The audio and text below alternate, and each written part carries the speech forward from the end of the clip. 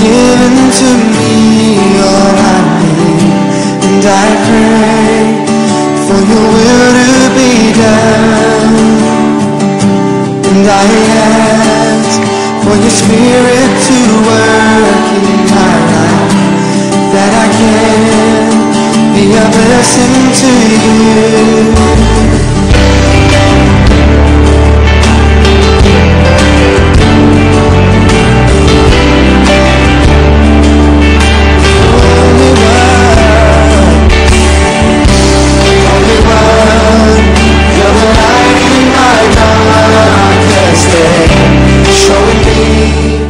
Kailangan ito ay iyong mapuna at iyong mapansin at iyong mapahalagahan.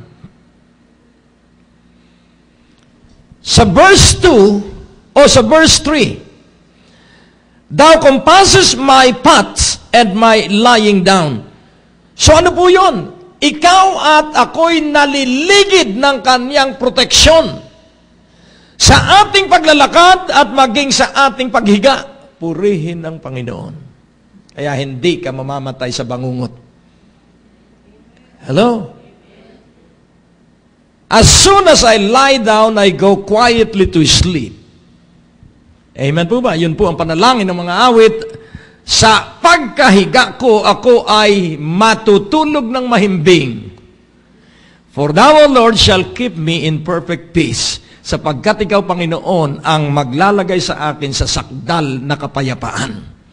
Kaya hindi ka mag-iisip na baka ikaw ay ma-stroke, hindi ka mag-iisip na baka ikaw bigla na lamang mamatay, sapagkat didikta ang tao at sasabihin, naku, mapanganib ang iyong kalagayan sapagkat yan ay traidor. Baka ikaw ay biglang mamatay sa atake di corazon. Pero kung ikaw po ay nananatili sa Diyos, ano po ang gawain niya sa pagtigil sa bahay ng Panginoon? Ang sabi niya, to behold your beauty and to inquire. To behold. So yung pong beholding is to look at with good intention. To behold your beauty. Para pagmasdan ang iyong kagandahan. At mapapansin natin ang kagandahan ng Diyos sapagkat siya ay maawain, siya ay mahabagin. At tayo'y buhay pa hanggang ngayon sa kabila ng ating mga kasiraan, kapalpakan, mga kasalanan, buhay pa rin tayo ngayon. That is the beauty of the Lord. We are not consumed because His compassion and mercies fails not. Great is your faithfulness. Tapat po ang Diyos. Amen po ba? At ang gusto niya lamang ay, hindi niya gusto na ikaw ay nagkakaloob ng ikapo at, pero para sa kabutihan natin yun. Yung pag-iikapo natin ay para tuloy-tuloy ang daloy ng kasaganaan. Yung pag-iikapo natin ay para tuloy-tuloy yung pagkilos ng protective covering ng Diyos sa atin. Amen po ba? Kaya nga kung magsasanay tayo sa bawat perang tinatanggap natin, ihiwalay agad natin ang 10% dahil hindi atin yun.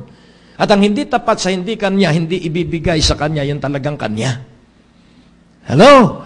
So kanino ang 10%? Sa Diyos. Hindi ho pwedeng maiwasang laging balik-balikan yung katotohanan tungkol sa ikapo, sapagkat yun yung unang pagpapakita natin ng katapatan sa Diyos. Amen po ba? At yun ay walang pagpapala. Protection lamang, sabi ng verse 11 ng Malakay 3, ang mangyayari pag ikaw ay nagbalik nung kanya. At yung talagang atin ibabalik sa pamamagitan ng ating kaloob.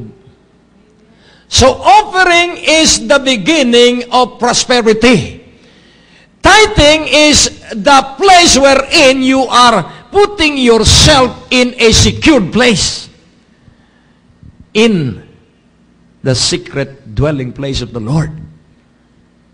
Preparation for blessings po ang ikapo. Paghahanda lamang upang mapagpala, para maganap at mangyari ang pangako ng Diyos na ikaw ay ulo at hindi buntot. Na ikaw ay magpapautang at hindi mangungutang. Hindi po si sinungaling ang Diyos. Siya nag-utos at ang sabi niya, huwag kayong magkaroon ng utang kanino man, sa halip kayo'y mabuhay na laging umiibig. Kaya nasahin natin na masunod natin ang Diyos. Ninanasa ako na masunod ang Diyos. Ibig ko na makita ng Diyos na ako ay totoong ulo at hindi buntot. Pag sinabing ulo, you are wise. You are wise when ask about your hope in the Lord. Matalino ka kapag ikay tinanong, ano ba ang pag-asa mo sa Panginoon? Kaya nga po ating unawain, kung ikaw may pinagtatawanan dahil sa iyong pananampalataya, ang atin pong katibayan at katatagay nasa salita ng Diyos. Kaya kailangang magitayong matatag, to be steadfast and firmly standing on the Word. Ano po ba yung steadfast?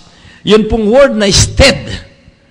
Ibig sabihin ng stead, ikaw ay matibay sa pagkatayo.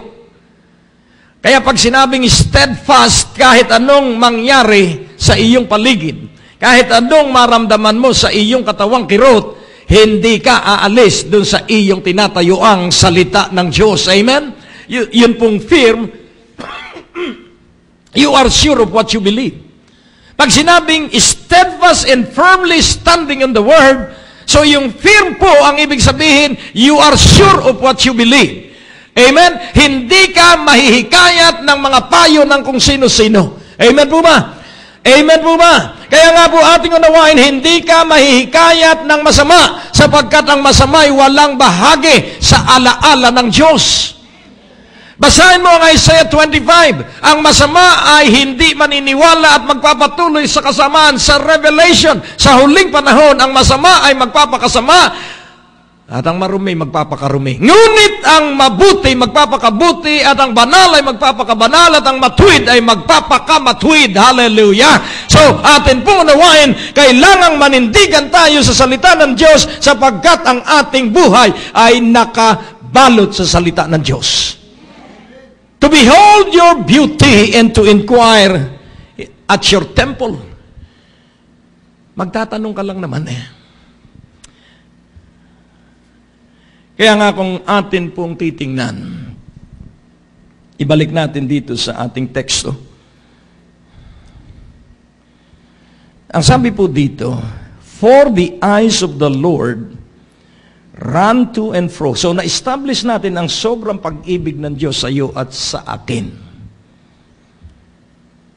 Pansinin po natin sa panahon ng taghirap, sa kapinayaman ng Diyos, si Abraham.